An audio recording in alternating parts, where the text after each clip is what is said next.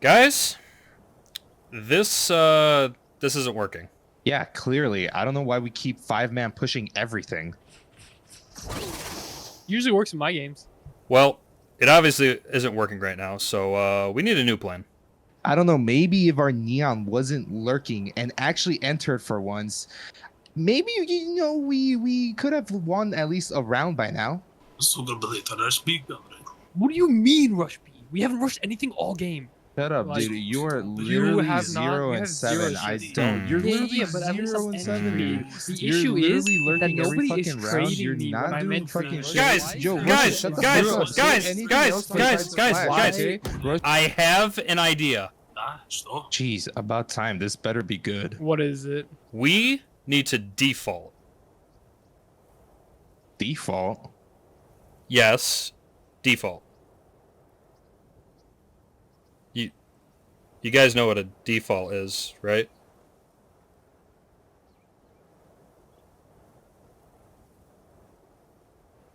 What is this, silver? It actually is silver. Oh my god. Ooh, wait. That's the thing where people beat each other up on the street. No, you're thinking of assault. He said default. That's the thing that makes you act like a zombie and eat people alive. No, my uneducated friends, that's Bat's fault. He said default.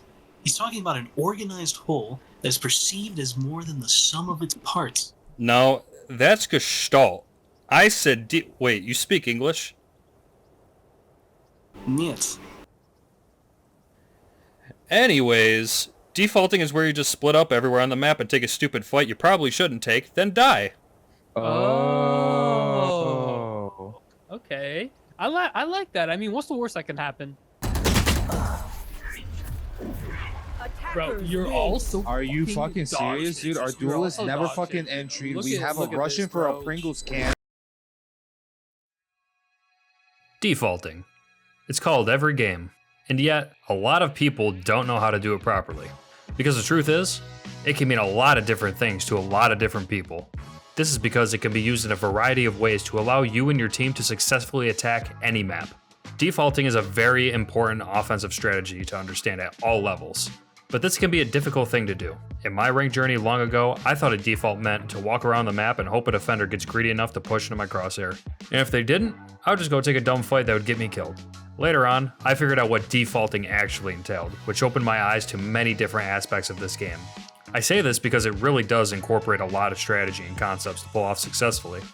Things such as the importance of map control, conditioning, rotations, just to name a few. But let's start at square one first. What is a default? There are many different types of defaults, but ultimately, the Fonz's definition of a default is to spread out, gather information, take space, put pressure on the enemy, and capitalize on the information gained by making a good decision with what we know. So, how do we do this? Well, how does every default typically start? You guessed it, the team gets spread all over the place to get that juicy info. Now, depending on what you want to achieve, you can do any man setup you want, such as a 2-1-2, a 1-1-3, or a 1-3-1. As long as you have someone watching for defenders pushing up, you're good. And while a util can be good for watching your back in some instances, in the case of a default, you want an actual body watching your back until you decide on site. Because as soon as your flank watching util gets broken, you no longer have that map space, and now you feel pressure on your back. Okay, so now that we have a general idea of what a default is, when should we use it? You should default when your team struggles to execute sites and if you're getting destroyed by ops. You should not default, however, if you're on a save or the other team is on a save. This is because when there's a big gun disadvantage, people tend to stack sites and push together. As attackers with a gun disadvantage, you don't want to be taking space by yourself with a pistol, because if you do, you're gonna have a bad time. So, step 1, we spread our team across the map. Step 2, map control. It is extremely important to gain map control and to do so without dying. Obviously, the goal is to never die, but it becomes extremely important when you're spreading your numbers across the map. So to gain map control, we use our handy dandy util. Ideally, you want to use your initiator's E abilities because they are low risk, rechargeable, and come back over time. But you don't always need an initiator. For example, on Ascent you can use smokes or any other site blocking util to deny information to the defenders. You can do this by smoking cat or bottom mid. The initial space you take is very important because you're applying pressure, holding for pushes, and looking for the dreaded operator. Have you seen this man? It's the maniac! There is nothing more demoralizing than dying to an op in the first 3 seconds of a round. If you're a smart player or want to become one, you should be checking the enemy's economy to see if they can afford the elo stick. If you hate ops just as much as I do, defaulting is a great way to find an opper and avoid them, or to absolutely util dump them and make them regret ever buying it in the first place. So now that we've taken some space and haven't died yet, we're naturally applying pressure to the defenders at this point. They now know that there are one or more people coming their way and they should be on high alert. They're probably calming to their team that they lost part of the map, or maybe not calming at all. But we may want to apply even more pressure to force a rotate if we can. To do this, we can break the util from the sentinels and deny any info gathering the enemies try to do. Because the less they know, the better. Be ready or make sure you have a designated dart shooter. Look at the agents they have and anticipate the utility they can use.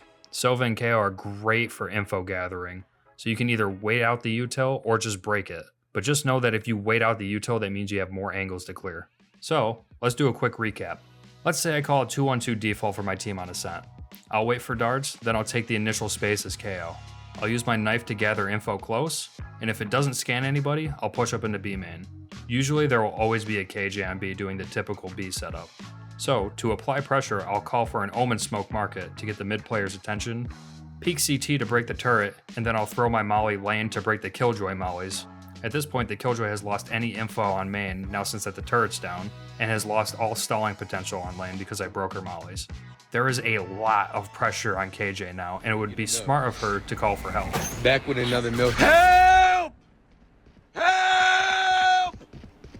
Help me! So, when she calls for this rotate, it's possible that somebody leaves A where 2 of my teammates are on the other side of the map and can either walk onto site for free or take a 2v1 gunfight. So, with all this being said now, let's talk trading. Using the example I showed before, let's say we want to play for picks or a trade. When we play for picks, we are not hitting a site unless we get 2 quick kills on a particular side, or until we group up after the kill. The reason for this is to make gaps in the defense. Whenever you get a kill as an attacker, you have created a gap in the defense that someone, somewhere, has to now either fill or let you have. This is why trading becomes so important for the attacker side. A 1-for-1 trade will always benefit you. Because now, if you take the rest of your team to another location, the odds of running into 2 or more players is very low. And hopefully your team can win that 4v2 or 4v1 gunfight. Usually in low ranks, 1 kill is enough to force a rotate. Actually, no. In some cases, making a single footstep is enough to force a rotate. But speaking of fast rotations and over rotations, getting a pick or a trade on an enemy team that over rotates is something that you can use to your advantage. Because when you default, you can learn how the enemy team plays and use that information to your advantage. Now, a slightly higher level concept of defaulting is conditioning. This is where you do the same default or slightly different variations of your default to make the enemies think that they know what you're doing. Doing the same default over and over isn't a bad thing, because now you can use it to your advantage. For example, if you're KO on Ascent doing the same knife, making the same noise in a particular area by yourself and shooting the darts, they probably won't call a rotation off your presence in later rounds because you've done this every single round. But now let's say one round you're like, hey, let's go take B. Now you can do so without them expecting the entire team to be there. Just as long as you start quiet and only have one person making noise and shooting the util, you should be fine. Otherwise you'll have this.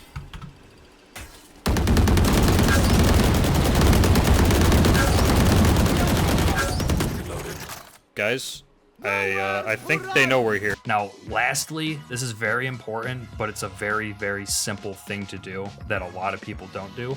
Do not bring the spike with you. The last thing you want to do is hand deliver the round to the other team. Either drop it in a safe spot you can grab later, or give it to someone who's traveling with the others. Or just dump it on the team's bomb bitch. In a nutshell, that's what your typical default looks like. It's a very useful strategy that everyone should use because it uses a lot more thought than a 5-man rush and helps you use your brain a lot more. The chances are if you learn how to understand the concepts within defaulting, you can prevent yourself from being on autopilot every game because you'll start to think about the bigger picture and you'll think about what's going on and what can happen. A lot of lower ranked people don't really think about the things going on outside of where they're aiming, but learning how to properly default is a great way to become a better and smarter player. Once again, guys, If you liked the video, be sure to like, comment, and subscribe. Thank you all so much for watching, and I'll catch you in the next one. One enemy remaining. 50-50. My genius doesn't stop in the lab. The font is coming in me. Okay, that sounds disgusting. Never mind. That actually sounded fuck. I was gonna say the font's mentality, but nah.